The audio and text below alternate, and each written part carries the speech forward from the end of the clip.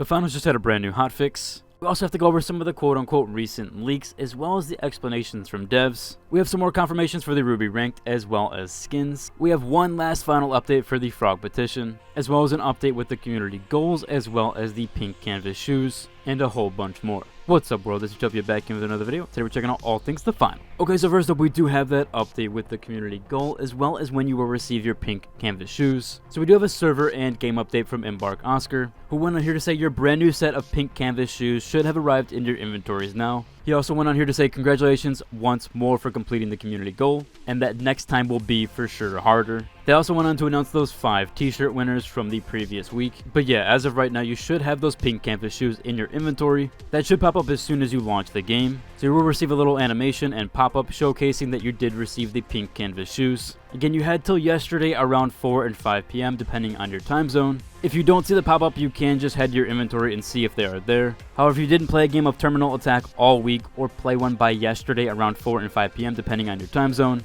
then more than likely you didn't get the participation reward there for the community goal. Now, we also had a hotfix that was deployed this morning. So we had a post here by Embark Dusty over on the game announcements page. They want to here to say that since 2.8.0, they've been investigating and chasing a bug that introduced performance issues for many players. They're happy to report that they just now pushed a fix that should make a smoother experience. If you've been having any issues, hop in now and see if the game does feel better. Of course, they said the feedback was a crucial component for understanding and the ability to find and squash this bug, and they want some further feedback on it. I know I had a ton of comments yesterday on my last video about the performance. There's been a few Reddit posts about it too, so hopefully that should now be fixed for you. If you've had any performance issues within this last week or so, or even with the 2.8.0 update, hopefully after today's test with that and the hotfix, it should be fixed now. Now, we do have one last final update with the Frog set, and this is the final update. We actually did reach 10,000 signatures, or just over 10,000 signatures. This means that the Frog bundle will be happening, or the entire bundle will be happening. If you don't remember the 3,000 mark, we got the spray, 5,000 was the charm, 7,500 was the SFX, with 10,000 being the Frog emote, which I do believe that will also include the Frog onesie, which was just kind of the original petition start. So yeah, that's going to be the entire Frog bundle there.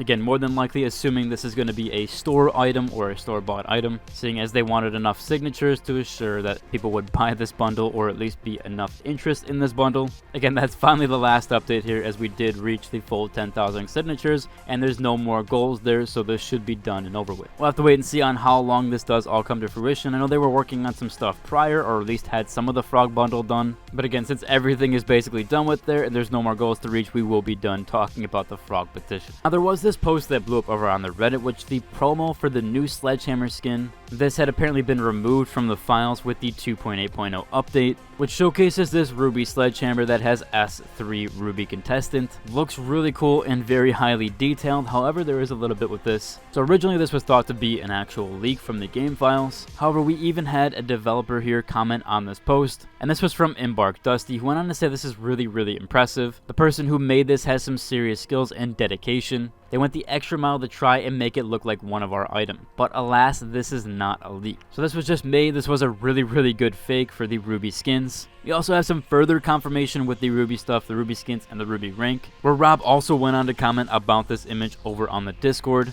He said, "This looks great and it's so cool the world think that your amazing art is a leak from the finals. I can tell you that the Sledgehammer is not an S3 Ruby skin, and they don't use that much gold for Ruby. Their renders have monochrome noise and they don't have refraction on their gem shaders. They also use a completely different gradient in the background." And in reply here to somebody saying, wait, so Ruby skins are confirmed, Rob did say that Ruby skins are super cool, looks really nice actually, and confirmed. And he said he always wanted Ruby skins as long as they could remember. So yes, for the Ruby rank, there will be some Ruby skins tied to that, just like with Diamond and that, etc. Again, we don't know where the Ruby rank is going to be. I assume it's going to be for the top players, kind of akin to the Masters rank or even Apex Predator like in Apex Legends. So we might be seeing this as a top 1,000 player mark, or even a top 200, 500, 750. We don't know for sure yet, but it does seem like this reward might be somewhat limited past Diamond. Speaking of skins, we've had a few showcased off during the pre-alpha footage, as well as even the closed betas. This one here, for example, is of the sword skin that a lot of people really do want from the pre-alpha footage. Again, hopefully we are going to see some alpha footage skins and some of the closed beta skins, including those Halloween skins that I covered last week. Obviously, they are holding on to these, especially with the Halloween skin ones for Halloween. However, this one is probably more than likely going to be tied to samurai stuff, as we haven't had the samurai skin yet, and maybe the samurai theme for a season. It seems like a lot of sword mains really do want to see this skin, so hopefully it is showcased off eventually or brought to the game eventually. Also to note, with the 2.8.0 release, we did get additional hairs, or this one here, we did get the black version of the actual gothic skin hair, or the gothic girl skin hair. This is one that's not tied with the goth bundle. It is just a separate purchase here that's not tied to that bundle. Again, that's lacking the pink highlights there. So if you just wanted the black version of this hair or the pigtails there, you can get those here. I also know I had some comments about the patch of this week not being as big as some of them, or at least as most. Oscar did go on here that said that next week is bigger than this one for sure. He said it doesn't mean it's massive, but it is a lot bigger than this patch, obviously, than just the store update, the extended terminal attack, and other stuff that they could give away those shoes. Or Embark Dusty did go on to clarify, saying that not every update can be massive, and they do have to spend some of their energy on Season 3.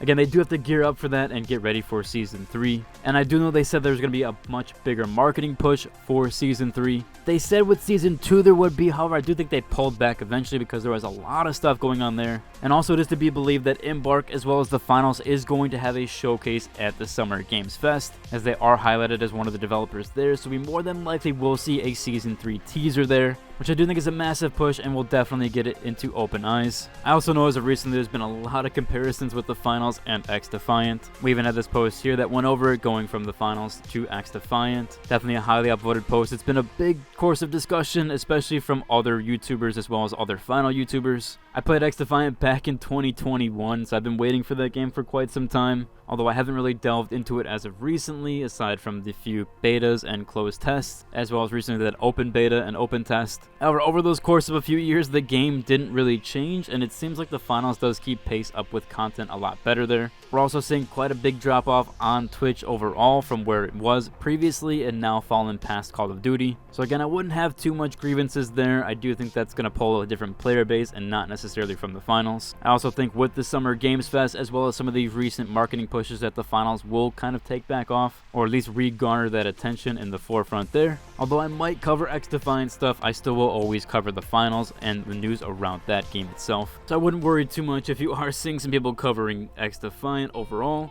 It is kind of just the recent craze with everything, and I think we're already seeing kind of a drop off with it. Although we'll have to wait and see if there is anything there. Again, I do think that with the Summer Games Fest as well as the new Season 3, the finals will pick up once again. Overall though, that should about cover for today's video. If you like and subscribe, and it's the next one. Deuces.